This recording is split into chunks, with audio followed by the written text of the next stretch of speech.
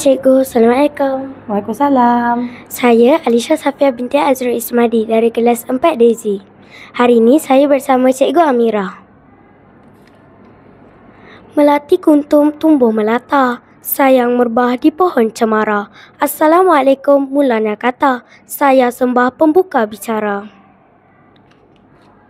Assalamualaikum Cikgu. Waalaikumsalam. Cikgu ada masa tak? Oh, ada? Boleh tak saya curi masa cikgu sekejap? Boleh. Saya nak tanya cikgu, apa yang cikgu faham tentang erti kemerdekaan yang sebenar?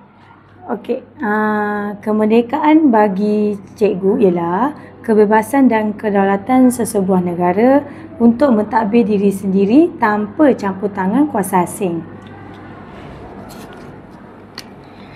Adakah cikgu berpuas hati dengan sambutan Hari Kebangsaan Peringkat Sekolah SK Iskandar Perdana pada tahun ini?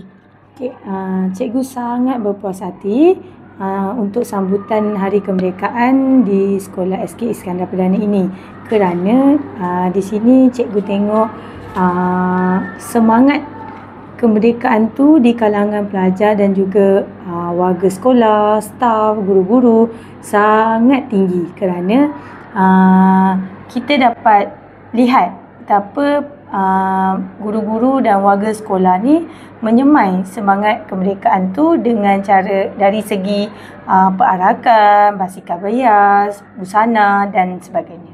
Okey. Apa tema Hari Kebangsaan pada tahun ini cikgu?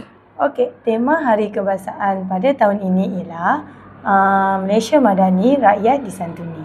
Okey, terima kasih cikgu kerana sudi meluangkan sedikit masa untuk saya. Bye. Bye, sama-sama.